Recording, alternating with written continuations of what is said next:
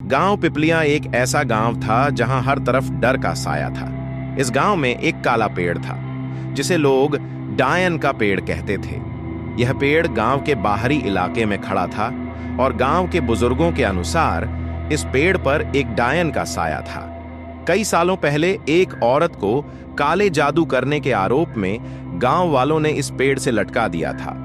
लोग कहते हैं कि उसकी आत्मा अब भी उस पेड़ में कैद है और हर पूर्णिमा की रात को उसकी चीखें सुनाई देती हैं। एक दिन गांव के एक नौजवान रघु ने सोचा कि ये सारी बातें सिर्फ अंधविश्वास हैं। उसने अपने दोस्तों के सामने शेखी बघाड़ते हुए कहा, मैं इस काले पेड़ के पास जाकर देखूंगा कि आखिर ये डायन है भी या नहीं।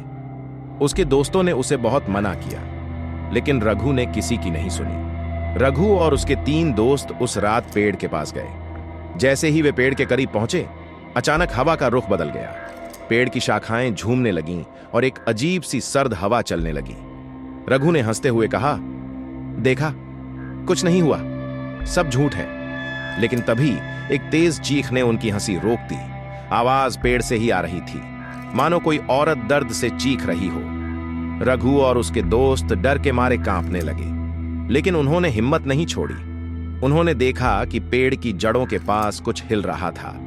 जब उन्होंने पास जाकर देखा तो वहां एक पुरानी डब्बी पड़ी थी जो काले धागों से बंधी हुई थी। रघु ने जैसे ही उस डब्बी को छुआ, पेड़ की शाखाएं उनके चारों ओर घेरने लगी। डब्बी में से एक काली धुआंधार आकृति निकली जो धीरे धीरे एक औरत के रूप में बदलने लगी। वो औरत वही थी जिसे डायन कहा जाता था। डायन ने अपनी काली आंखों से रघु और उसके दोस्तों की ओर देखा और बोली, जिसने भी मेरे काले जादू को छुआ है उसे मेरी सजा भुगतनी होगी। रघु ने कांपते हुए पूछा, तुम कौन हो? डायन ने उत्तर दिया, मैं वो हूं जिसे इस गांव ने धोखे से मार दिया था। मेरे पास ऐसी शक्तियां थीं जिनसे लोग डरते थे, पर उन्होंने मुझे डायन कहकर मार डाला। अब मैं इस पेड़ से बंधी हूं और जो भी मेरे जादू को छुएगा उसकी जान इस पेड़ को देनी होगी।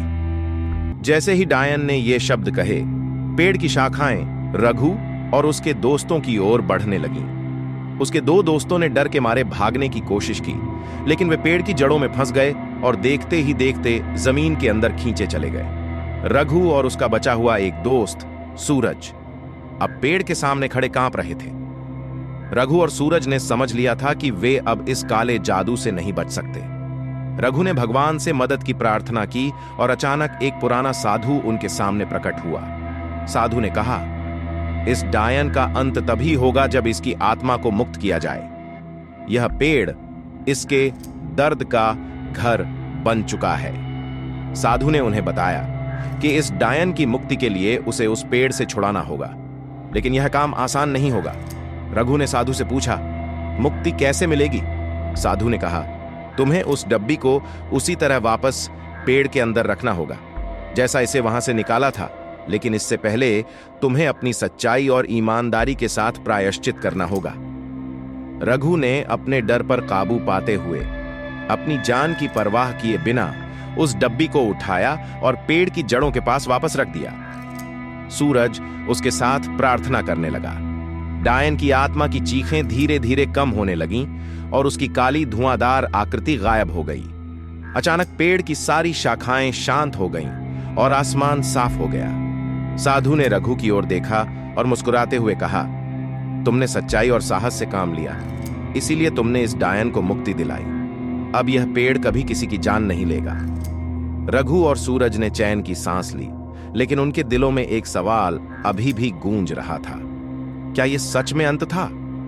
जैसे ही वे गांव की ओर लौटने लगे, साधु गायब हो गया।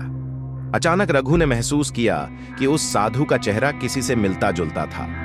जब रघु ने ध्यान से याद किया, उसे समझ में आया कि वो साधु उसी डायन का पति था जिसे गांव वालों ने कभी काले जादू के आरोप में मार दिया था।